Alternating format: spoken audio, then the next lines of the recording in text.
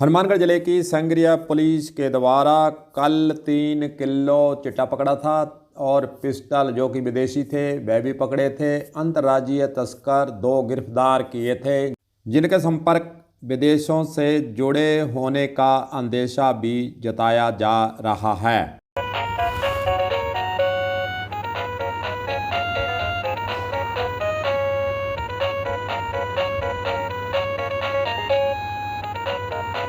कल जो चिट्टे के व्यापारी पकड़े थे उसमें कुछ नए अपडेट भी पुलिस के स्तर से प्राप्त हुए हैं, उसके बारे में आपको हम जानकारी देना चाहेंगे। जिले के अंदर चिट्टे पूर्ति की डिमांड के साथ तस्करी का नेटवर्क निरंतर बढ़ता जा रहा है। इसका अंदाज़ा पिछले वर्ष की चिट्टा जो बरामदगी हुई है और इस वर्ष की जो बरामदगी की गई है, आंकड़ों को देखकर इसका सहज ही पता लगाया जा सकता है। इस वर्ष में 8.780 चिट्टे की बरामदी हो चुकी है। वहीं पिछले वर्ष 3 किलो 900 ग्राम चिट्टा बरामद किया गया था। इस तरह से यह आंकड़ा पिछले वर्ष से दुगना है। इस वर्ष की कार्रवाई में 5 किलो चिट्टा तो अकेले संग्रिया थाना के क्षेत्र के अंदर ही पकड़ा गया है। आपको यह भी बता दें कि संग्रिया थाना क्षेत्र के अंदर जो चिट्टा का नशा आता है वह पंजाब और हरियाणा, क्योंकि दोनों राज्यों की सीमा संग्रिया थाना के क्षेत्र के साथ लगती हैं। कच्चे रास्ते हों चाहे पक्के रास्ते हों, चाहे भारतमाला रोड हो, वहाँ से पंजाब और हरियाणा से नशे के तस्कर संग्रिया के अंदर प्रवेश करते हैं। संग्रिया पुलिस की तत्परता से संग्रिया क्षेत्र के अंदर ही लगातार पिछले समय से पकड़े भी जा रहे हैं। संग्रिया क्षेत्र को देखें तो पहले 2 किलो चिट्टा पकड़ा गया था, अब 3 किलो चिट्टा दोबारा फिर पकड़ा गया है। दरअसल चिट्टे का नशा कितना खतरनाक है और शरीर पर क्या प्रभाव डालता है, चलिए इस पर भी गौर कर लेते हैं। डॉक्टर OP सोलंकी जो कि नोडल अधिकारी NMHP हैं, उनका कहना है कि 130 की OPD में 50 चिट्टे के आदि ही राजकीय चिकित्सालयों के अंदर आ रहे हैं। सीधा ब्रेन पर अटैक या चिट्टा करता है। जिले के अंदर अगर हम बात करें तो चिट्टे से ग्रसित रोगियों की संख्या निरंतर बढ़ती जा रही है, चिंता का विषय है। इसका बड़ा कारण यही है कि चिट्टे की आपूर्ति उनको आसानी से मिल रही है। हालांकि पुलिस चिट्टे को पकड़ने के लिए प्रयास तो कर रही है, लेकिन पूरी तरह से चिट्टे पर काबू पाना बड़ा मुश्किल है। बहुत सी ये राहें आसान नहीं हैं, कठिनाई भरी हैं और साथ ही दबाव की राजनीति, नेताओं का दबाव, पुलिस की नफरी की कमी और फिर साधनों की कमी, कई तरह के ऐसे मामले हैं जो कि पुलिस के लिए चिट्टा को पूरी तरह से समाप्त करना एक सिर दर्द जरूर बना हुआ है। इसमें 14 वर्ष के किशोर से लेकर 30 वर्ष तक के युवक चिट्टे की चपेट में ज़्यादा आते जा रहे हैं। चिट्टा इतना खतरनाक है कि यह सीधे ब्रेन पर अटैक करता है, जिससे नशा करने वाले की सोचने और समझने की शक्ति ही सदा के लिए ख़त्म होने लग जाती है। जिस तरह शराब के निरंतर सेवन से शरीर टूटता है, उसी तरह चिट्टा नहीं मिलने पर इसका आदी तड़पता है और इधर उधर भागता है कि किसी प्रकार से चिट्टा मिल जाए, जिसमें कई बार मौत भी होने की खबरें हनुमानगढ़ जिले के अंदर लगातार आ रही हैं। राष्ट्रीय मानसिक स्वास्थ्य कार्यक्रम के तहत लगाए जा रहे शिविरों में 130 रोगी आते हैं। उनमें से 50 रोगी ऐसे होते हैं जो चिट्टे के नशे से ग्रसित होते हैं।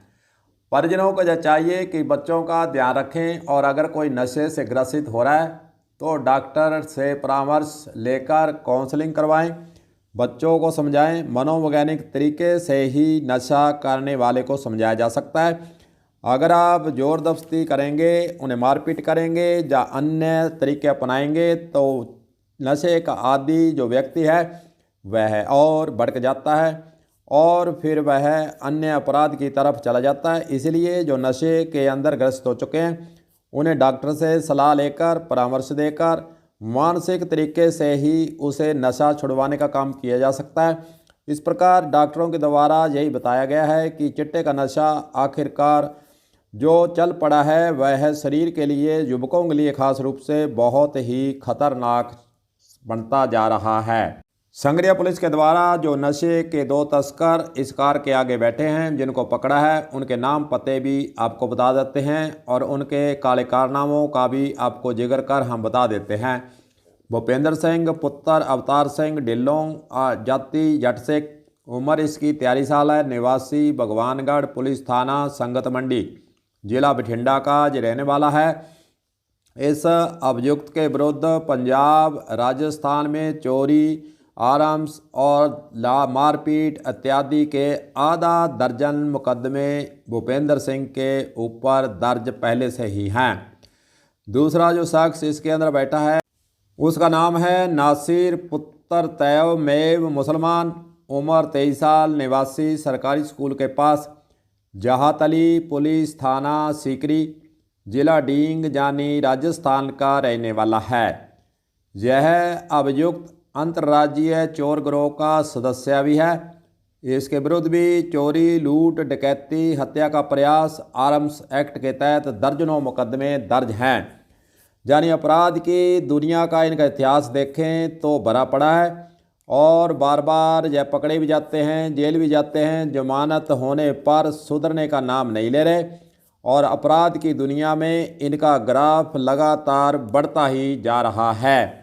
खास बात यह भी है कि विदेशी पिस्टल, कारतूस इत्यादि मिलना, जिससे अंदेशा जरूर जताया जा रहा है कि इनका नेटवर्क कहीं जो बड़े गैंगस्टर है उससे न जुड़ा हुआ हो, क्योंकि विदेशी पिस्टल कहां से आया इसकी जांच चल रही है।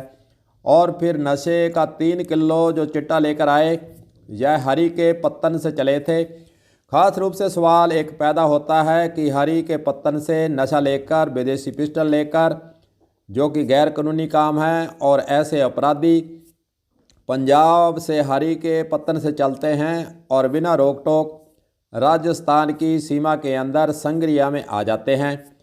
पंजाब पुलिस के द्वारा इनको क्यों नहीं पकड़ा गया, इनकी तलाशी क्यों नहीं ली गई?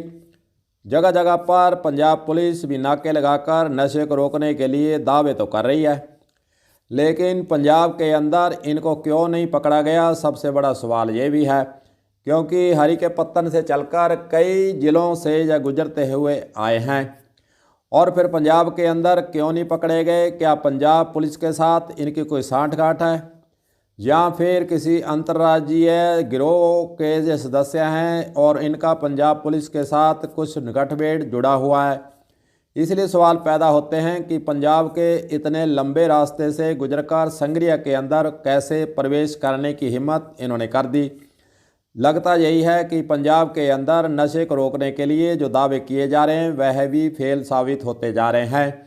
संगरिया पुलिस की बात करें तो लगातार निगरानी के कारण और फिर चौकसी के कारण संगरिया के अंदर इस प्रकार जो नशे के तस्कर हैं हरियाणा, पंजाब से प्रवेश करते हैं। संगरिया पुलिस के पास एक चुनौती भी है कि 2 राज्यों की सीमा लगती है और चौकसी के लिए हमेशा ही तत्पर रहना पड़ता है। तत्पर नहीं रहें तो नशे के तस्कर जो भारतमाला रोड जो आसानी से नशा नेटवर्क के लिए बनती जा रही है, उस पर विशेष चौकसी अब हनुमानगढ़ पुलिस के द्वारा शुरू कर दी गई है। इसीलिए नशे के तस्कर, चाहे हम चिट्टे की कहें, अफीम के कहें, चाहे हम शराब तस्कर कहें, उनको पकड़ने का प्रयास राजस्थान पुलिस के साथ साथ हनुमानगढ़ जिले की पुलिस का प्रयास अब लगातार आगे जारी रहेगा। जैसा कि एसपी हनुमानगढ़ के द्वारा कल प्रेस कॉन्फ्रेंस के अंदर यह बात कही गई है।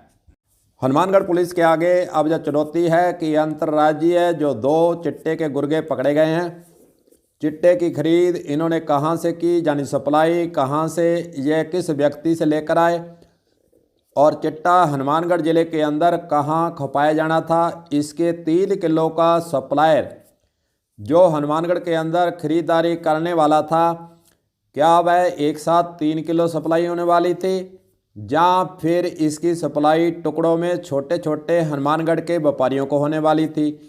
इस बात का पता हालांकि पुलिस को लगाना होगा।